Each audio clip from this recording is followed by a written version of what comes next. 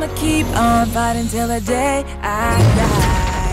See, I was born to be a legend. Talked about forever whenever I am mentioned. People won't remember that I would never quit, never stop, never let offended. I would never give $1 to surrender. I'ma fight until I die. Look my rival in the eye. Better pray that you survive. I'ma face my own demise.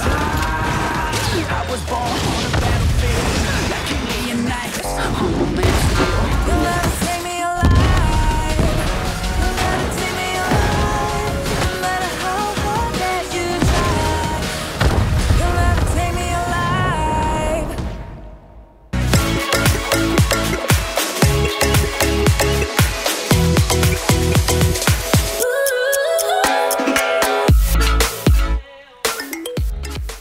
Bonjour à tous. Allô, allô.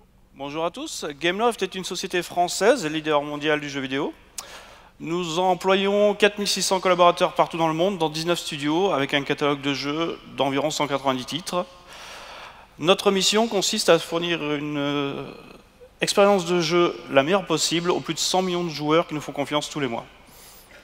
Donc, si vous avez fait sauter des minions pour attraper des bananes, si vous avez élevé des dragons tout mignons ou si vous avez fait des courses de supercar dans l'asphalte, c'est avec nous.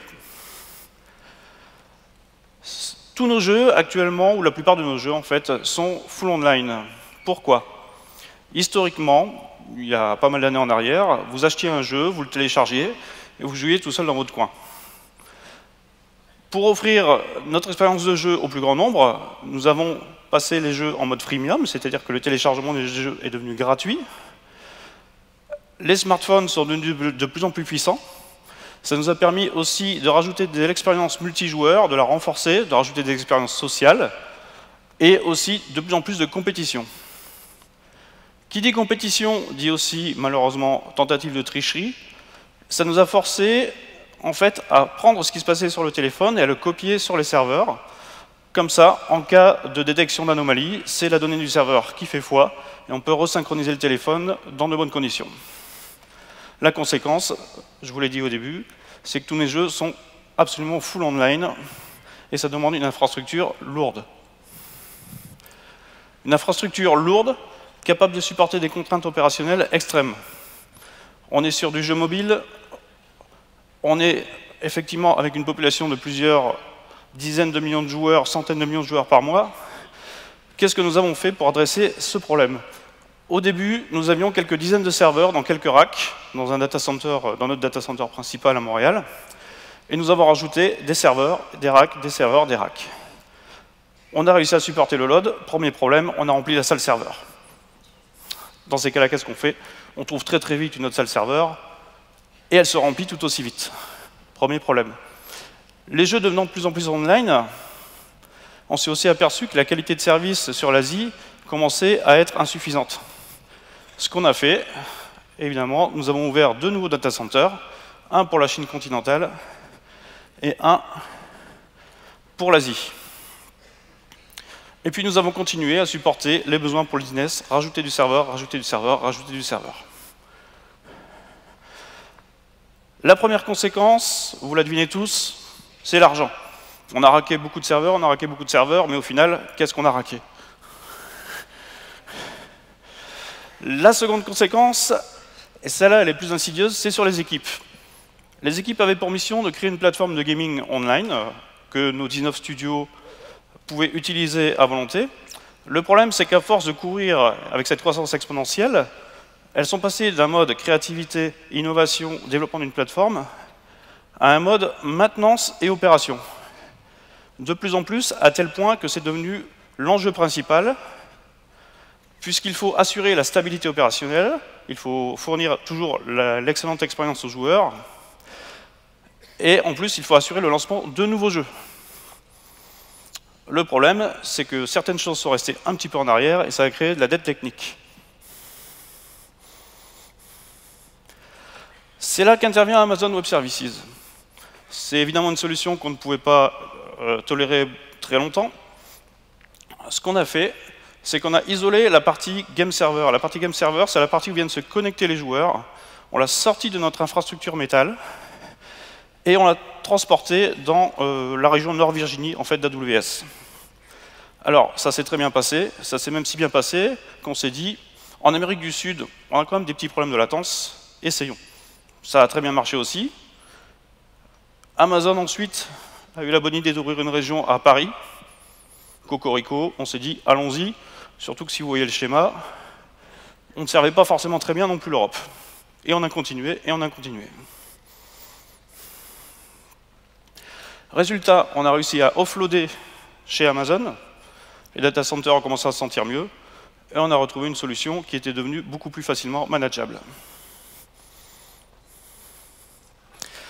Les bénéfices de ce genre de transition sont doubles. Tout le monde y gagne en fait. Pour les joueurs, on vient de parler de la user experience. J'ai aussi expliqué qu'on avait coupé le monde en fait en 3 data centers, donc en 3 communautés. Donc un des avantages, c'est qu'en passant dans le cloud, on arrive à réunifier ces communautés, on va retrouver une seule communauté mondiale pour chaque jeu. Pour Gameloft, on s'affranchit des problèmes et des questions de provisioning, on n'a plus besoin d'un devin pour essayer de deviner jusqu'où va aller le succès d'un jeu et quel hardware il va falloir pour le lancer. Et aussi, on va éviter d'acheter des dizaines, voire plus de serveurs pour pouvoir encaisser un pic de load au cas où celui-ci survient. Je ne l'ai pas dit tout à l'heure, mais on peut avoir de 5 à 50 fois le load habituel sur un jeu lors de certains événements, le lancement du jeu, les fêtes de Noël, des opérations marketing. Amazon propose aussi une grande palette d'instances. Chaque jeu chez nous a une empreinte serveur différente et cette empreinte varie puisqu'on met à jour nos jeux tous les mois et demi, tous les 2 mois à peu près et donc on doit réévaluer en permanence les besoins en matériel, ce qui nous permet d'obtenir les performances les plus optimales pour un coût le plus optimal. Le cloud, ça n'est pas une surprise, améliore le time to market. Mais ce qui est plus intéressant pour nous aussi, c'est au niveau des LiveOps. Ça nous permet réellement de modifier l'infrastructure à la demande, en fonction des besoins, en fonction du trafic, en fonction de certains événements. Et on peut, si on le souhaite, prendre nos game servers et, je ne sais pas, demain les déployer sur une nouvelle région, ponctuellement ou en permanence, en fonction des besoins.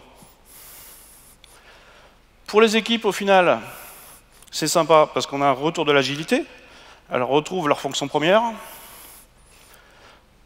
Pour le business, c'est satisfaisant parce qu'on a de nouveau de l'accélération et on peut livrer les features plus vite et changer ce qu'il faut le plus vite possible pour pouvoir améliorer encore mieux l'expérience utilisateur. Et au final, la finance, n'oublions jamais la finance, retrouve une maîtrise des coûts. Last but not least is greener in the cloud. Je vous laisserai vérifier par vous-même sur Internet, mais en général, les cloud providers feront mieux que vous dans vos propres data centers. Aller dans le cloud, franchement, c'est un voyage pour lequel il vous faut un partenaire. Nous avons choisi Amazon, d'abord pour sa culture de l'innovation, ça matche très bien avec une société de jeux vidéo, et ensuite parce qu'on est égoïste et qu'on aime beaucoup leur capacité d'innovation. Nous sommes persuadés qu'Amazon sera capable de délivrer plus vite et mieux, et de faire mieux évoluer les services dont nous avons besoin pour faire rouler nos jeux maintenant et dans le futur. L'avantage, c'est que ça nous permet de nous recentrer sur notre métier. On préfère faire des beaux jeux plutôt que des beaux data centers. Puis je pense que vous préférez jouer à des beaux jeux plutôt qu'à des beaux data centers. Amazon, c'est aussi une super sandbox. Vous avez un problème, une interrogation, vous pouvez essayer. 1 fois, 10 fois, 100 fois. Le mieux, c'est même d'essayer 100 fois en parallèle. Vous prenez vos métriques, vous gardez la solution qui vous va, vous effacez le reste. Ce que vous avez récupéré est probablement 80% prod ready. Donc c'est intéressant parce qu'un test devient la base de la production. Et enfin, Amazon Web Services. On travaille avec eux tous les jours. Ce ne sont pas juste des web services, ce sont aussi des équipes. Et nous discutons avec eux architecture, change management, transformation d'entreprise, comment mieux utiliser les partenaires, comment mieux faire du transfert de compétences vers les partenaires, des partenaires vers les équipes Gameloft. Et enfin, nous bénéficions d'un support 24/7/7, ce qui est indispensable pour nous. Je vous ai raconté le début de l'histoire, maintenant si vous voulez la suite, passez nous voir. Merci.